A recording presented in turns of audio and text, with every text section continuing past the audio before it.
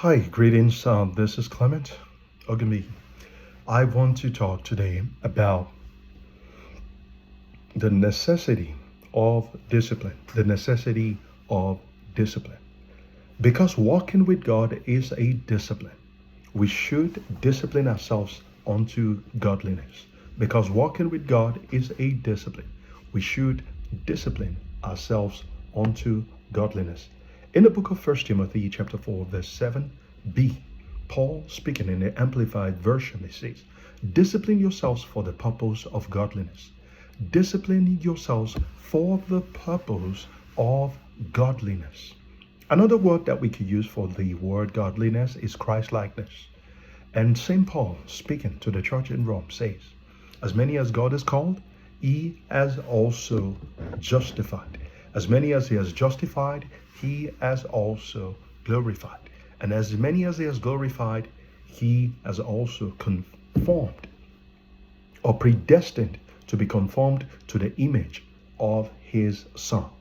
As many as he has glorified, he has predestined to be conformed to the image of Christ. We know that as Christians, Christ-likeness is the goal of the Christian faith. To become like Christ in thought, in speech, in walk, in deeds, in behavior, and testimony, in lifestyle. To become like Jesus. When Jesus said, follow me, and I will make you fishers of men. This followership is the call to discipleship, and it's for a lifetime.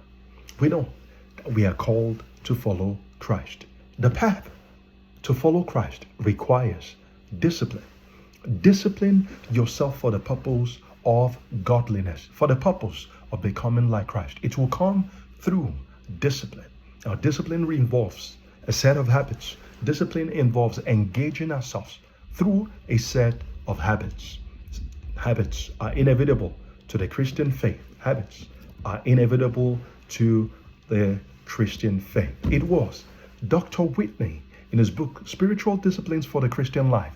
He talks about identifying certain habits that are crucial and critical to the development of the Christian faith in his journey to Christ-likeness. He identifies about 10 disciplines from Bible intake, hearing, reading, studying the word. He talks about prayer, talks about worship, evangelism, serving, stewardship, fasting, silence, and solitude. He talks about journaling, learning, and persevering. Discipline, spiritual disciplines for the Christian life. His book, Dr. Whitney, identifies these 10 or 11 sets of habits that are critical to developing the Christian faith in our journey to Christ-likeness. Paul says in 1 Corinthians chapter 9 and verse 27, he says, I bring my body under subjection, lest after I have preached to others, I myself should become disqualified. So discipline is inevitable to become in the journey to Christ-likeness. Discipline is not an option. It is an inevitable companion. And may God give us the grace to be disciplined, to engage ourselves to godly habits, and to become more like him. This is my prayer for every one of us. In Jesus' name. Thank you for listening.